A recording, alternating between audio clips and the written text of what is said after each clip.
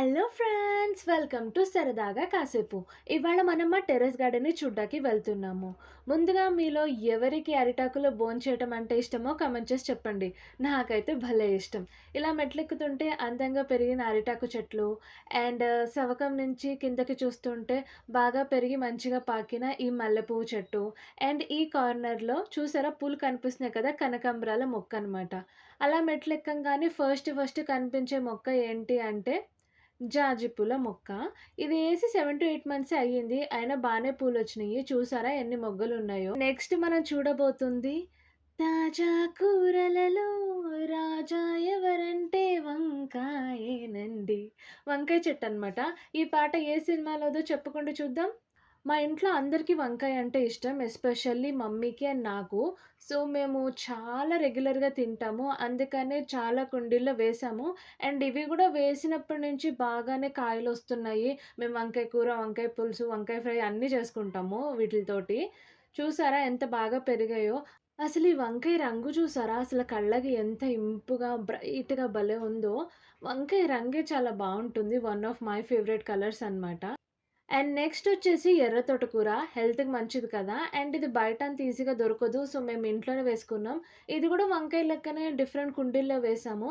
And కొన్ని సార్లయితే ఇలా వంకాయతో పాటు కాంబినేషన్‌గా అండ్ ఇలా చూస్తే ఇక్కడ లేడీస్ ఫింగర్, ఓక్రా అండ్ తెలుగులో బెండకాయి ఈ కాంబినేషన్‌లో వేసామనమాట ఒకటే కుండీలో.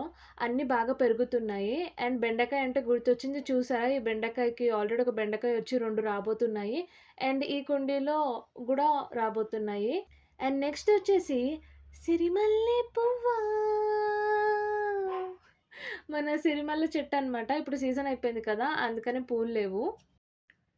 అండ్ ఇదొచ్చేసి అందరికీ తెలిసిందే. వంటగదిలో దేనికి పనున్నా లేకపోయినా కరివేపాకుకి మాత్రం ఎవ్రీడే పనుంటుంది. అది కూర కానివ్వండి, ఫ్రై కానివ్వండి, తాళింపు కానివ్వండి, కరివేపాకు లేనిదే జరగదు. కానీ అంతే ఇంపార్టెంట్ అయిన కరివేపాకుని చాలామంది తీసి పక్కన పడేస్తూ ఉంటారు. అందుకే కదా ఈ సామెతొచ్చింది. కూరలో కరివేపాకులాగా అని చెప్పి. నేను కూరల్లో, పులుసుల్లో అయితే తినను కానీ, ఇలా పులిహోరలో గానీ, ఫ్రై చేసిన ఫ్రైస్‌లో గానీ, అలాగా ఉంటే తింటాననమాట. టేస్ట్ చాలా బావుంటుంది. మీలో ఎంతమంది కరివేపాకు తింటారో కామెంట్ చేసి చెప్పండి. అండ్ కరివేపాకుకున్న బెనిఫిట్స్‌లో ఇంకొకటి ఏంటి అంటే, అది జుట్టుకి రాసుకుంటే జుట్టు చాలా బావుంటుందని, తింటే జుట్టు చాలా బాగా పెరుగుతుంది, నల్లగా నిగనిగలాడుతుందని అంటారు. అందుకనే హెన్నా రాసుకునేటప్పుడు దాంట్లో కరివేపాకు పొడి గానీ, పేస్ట్ గానీ గూడా కలుపుకొని రాసుకుంటారు. నేనైతే ఎప్పుడూ ట్రై చేయలేదు అలా రాసుకొని. మేబీ ఈసారి ట్రై చేస్తా. ఎందుకంటే మా ఇంట్లోనే ఉంది కదా కరివేపాకు చెట్టు. ఫ్రెష్‌గా కోసి వేసుకోవచ్చు హెన్నాలో.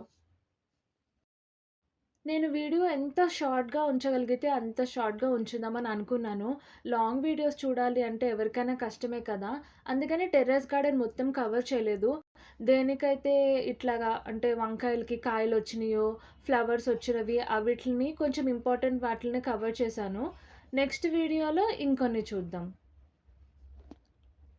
మీకు గనక ఈ వీడియో నచ్చినట్లయితే లైక్ చేయండి. అండ్ ఇప్పటివరకు సబ్స్క్రైబ్ చేయకపోతే సబ్స్క్రైబ్ చేయండి. మళ్ళీ వచ్చే వీడియోలో కలుద్దాం. అంతవరకు బాయ్.